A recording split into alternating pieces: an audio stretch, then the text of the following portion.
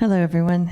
My name is Suzanne Asha Stone, and I see some familiar faces here, but I also see some folks that I don't know. So I'm just going to give you a little bit of a background about me. I've been working the last 34 years to help bring back wolves and to help protect them, primarily in Idaho, but across the western United States. I was on the wolf reintroduction team in 1995 and 1996. Was in Canada, helped bring the wolves down, had the amazing experience of working with Molly Beatty and others to release wolves into the central Idaho wilderness area. And a lot's changed since then. So I'm going to focus on coexistence, going to give you some little background information about my organization, the International Wildlife Coexistence Network. Because the Western public lands issues are really a microcosm of what's going around the world. And so I want to kind of just step back, give you that kind of global touch, and then talk about coexistence as it's occurring, particularly in Idaho right now, which I would say is probably the worst place in the world to be a wolf. If you want to look at what is actually happening on the ground right now. In Idaho. And I'm going to talk a little bit more about that, but just, to give you kind of an overview. Idaho, how many are familiar with the Frank Church Wilderness Area? Okay, great. So the Frank Church is actually larger than Yellowstone National Park, and by substantially so. Whereas Yellowstone gets about 4 million visitors a year, I think we're lucky if we get 400, something like that. Not many people back there in the backcountry, and certainly not many roads and stuff. So our core population of wolves really had the Frank Church as their core home. And up until a few years ago, when the Fish and Wildlife Service reduced their protection or withdrew it and turned it over to the state of Idaho, the Frank was really one of the last places in the world where you could be a wild wolf and really be in a wild setting without having so many people there. So, just type whatever okay. URL is. Thank you. I'll stay until it works. Thank you.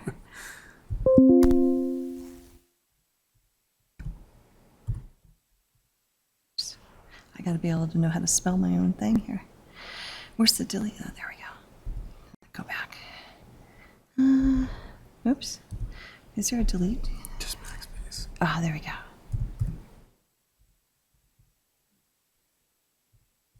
You're wonderful for coming up and helping me like this. No worries. Okay. And then we can either play it off the main site right here, or we can go to Vimeo, whichever is easier. Just play it there? Yeah. Okay, bear with me. This is about 4 minutes long. Hopefully it's going to play with video, with audio. Nature is a delicately balanced system that has evolved over millennia. It is what makes our Earth so precious and so unique. But that balance is threatened by the impacts of people on wildlife and wildlife habitat around the world. Too often, people destroy wildlife when there are conflicts, leading to declining wildlife populations and the destruction of the ecosystem upon which we all depend. If we maintain this path, iconic species and their unique habitats will disappear forever.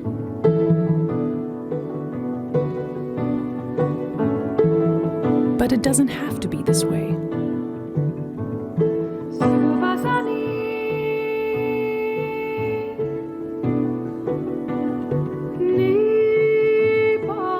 In many areas, local communities have emerged to protect native wildlife and encourage peaceful solutions.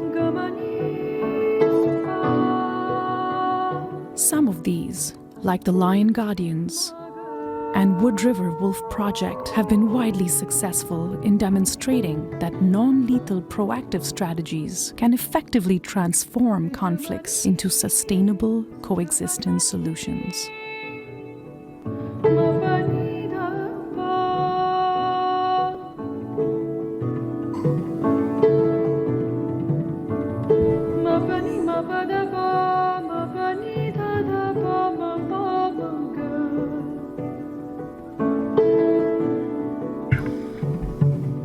In Africa, the Maasai Nation has become guardians of lions they once hunted.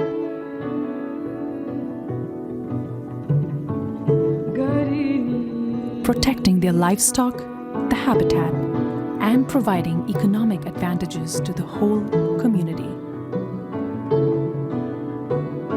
In Australia, communities are racing to save the koala from deforestation and restore their habitat to ensure the survival of this iconic and beloved species.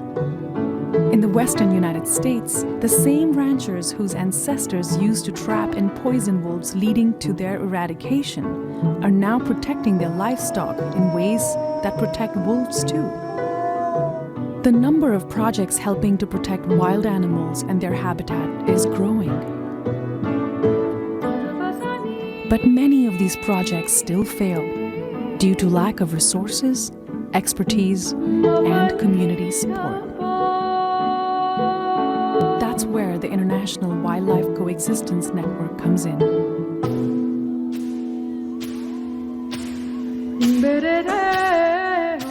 With a network of interdisciplinary experts across the globe, we are working alongside communities to help them gain the tools and resources needed for people to coexist with wildlife.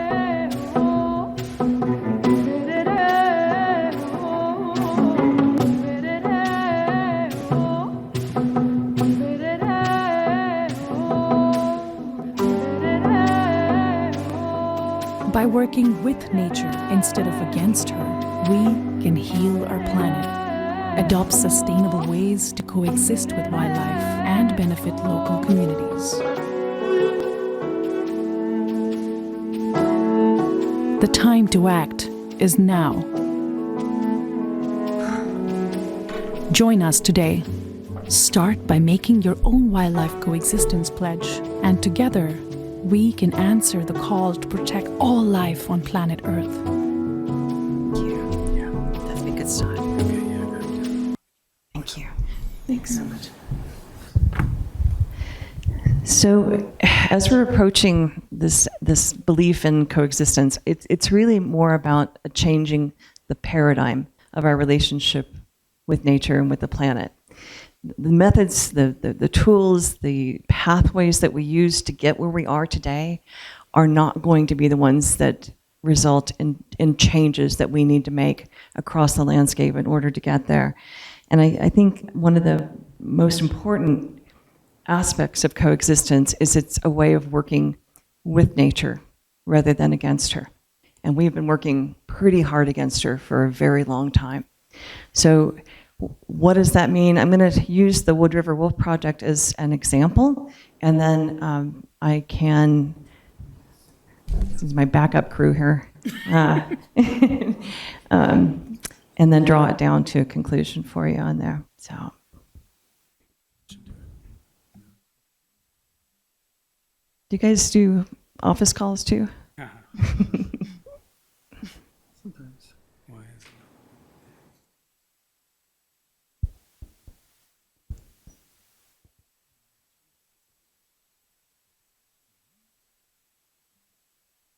Wonderful. You could just make it full screen and duplicate. Yeah.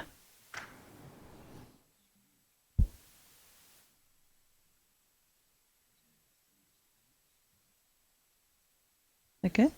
Yeah, it's Nope. just not showing up there. Okay. Let's just Go full screen. just go full screen and just go with it with duplicate. Sorry, guys. Oh, I see. That's what happened. Okay, so Everyone who stays till 5 gets like extra special awards at the end of the conference. Yeah. Now we got pushed back a little bit today. So, are we good? We'll get there. Okay. Oh, shoot, what did I do?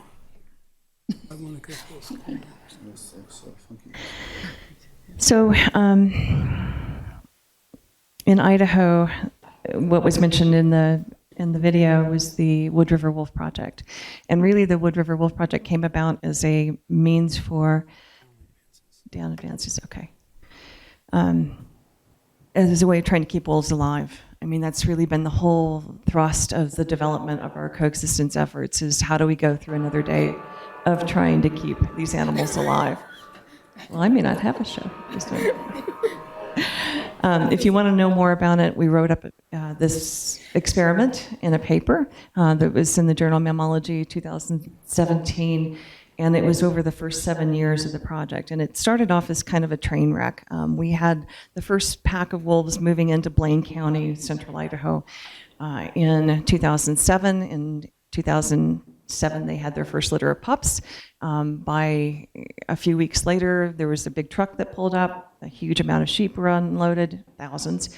And Blaine County is one of the highest concentrations, has one of the highest concentrations of sheep on public lands anywhere in North America. It is a very high intensely used area, very rugged terrain, and a very tough place to make a living if you are a predator on public lands. However, the people of Blaine County had fallen in love with the wolves, and they had their own little mini Yellowstone happening, and they wanted to keep the wolves alive. So they asked, what would it take for us to try coexisting with these animals rather than the normal process of killing the wolves after they killed some sheep and a guard dog that were sitting on top of their den site, essentially? What could we do about this to help change the outcome? We want to keep our wolves, and we still want to have our public lands grazing because the sheep industry has been there embedded in that community for a very long time. It's part of their culture. So again, it's going back to looking at, this is Idaho. The Frank Church is much, much bigger. It is very rarely visited. So we have a core population of wolves in the central part of the state where there's no roads, no motorized vehicles, very few visitors, and it's paradise for wolves as long as people don't get to the area. So there's always kind of a wolves coming out of this area in order to restore other parts of the state. And even though we release the wolves here, like those wolves were released in Yellowstone National Park, it wasn't long before they were finding their way throughout the rest of the state. And that was Blaine County in 2007. So this is our project area. As you can see, it is very rugged. Our first thing was to try to find out how many wolves we had, and that was a little more difficult because we didn't have any radio-collared animals at the time in our project area. So a lot of it was just monitoring for dens, using trail cameras, that sort of thing, and we discovered we had several packs of wolves that were making their home in Blaine County. Then we looked at the different types of methods that could be used, things like increasing the number of livestock guardian dogs. In traditional times, the ranchers had used 1 or 2 dogs, which they thought was sufficient for protecting sheep from coyotes. What we found is that if you had 4 or 5 dogs per band, then the wolves looked at the dogs as funny-looking wolves. They still think dogs are funny-looking wolves, so a 98% genetic capacity that they share, they are pretty much right.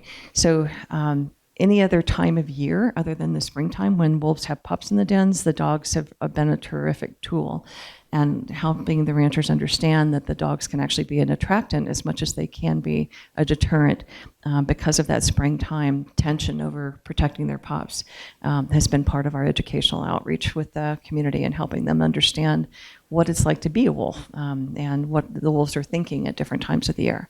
We have the community engaged in our activities. So we have the local schools helping out with doing the trail camera studies, with doing tracking. And then that first 7 years we wrote up and we discovered when comparing that our area where we're using these non-lethal proactive tools routinely against the area adjacent to us where they're killing wolves routinely, that we had the lowest loss rate of sheep to wolves anywhere in wolf country and sheep country overlapping in the state of Idaho. And that's held true. We're starting year 15 right now. We have on average out of 20,000 sheep in our project area, about 5 sheep a year are lost to wolves. So it's a very low and manageable loss rate, which our producers have been supportive of maintaining the non-lethal over lethal. And that's been a kind of ongoing battle, but we've lost, I think now, 2 wolves in our project area in the last 15 years, whereas next door they're losing entire packs. They're having massively more sheep killed, and it's even more expensive to manage that because it is very expensive to run a lethal control program.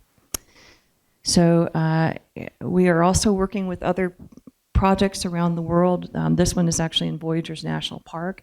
This is a cattle ranch where we're helping with installing different types of fencing. This cattle ranch happens to not be public land. It's surrounded by public land, but it's the only holdout of private land in this entire ecosystem. And over 200 wolves have been killed because of conflicts with this ranch over the last many decades. And now those are not occurring anymore. So we're pretty excited about being able to help. We've got other projects around the world. They're working in Israel, in Greece, we're doing dingo work in Australia. There's a lot of keys that we can take from these kinds of projects, but the most important thing is having like local support. The motivation for getting this done is a huge driver, because it really does having to look at this whole thing from a very different perspective than what we have in the past. This is not something that can be done with using our traditional wildlife management methods. Using the tools proactively is it's so easy, much easier to stop a problem from happening than to come back and try to correct an issue after there's already ongoing conflicts and after you're training the predators, wolves in this case, to attack livestock. So helping to stop that process is really important. And then the messenger, of course, and the momentum behind it. And we found that messengers need to be people from within the community, that they have the greatest ability to get this embedded within the community and help to really shift their focus and the change that needs to occur on the ground. And then be able to keep that momentum going is essential. This is a picture over in northeastern Oregon, and one of the projects that we worked on over there, where the rancher had so many problems that the one sheep producer had left, a new one moved in, started using the non-lethal, had zero losses to wolves, to bears, to mountain lions, to coyotes, and was able to show everybody, including us, what a great job he could do as being a steward, rather than just being there to take from the land, but to be able to give back. So thank you.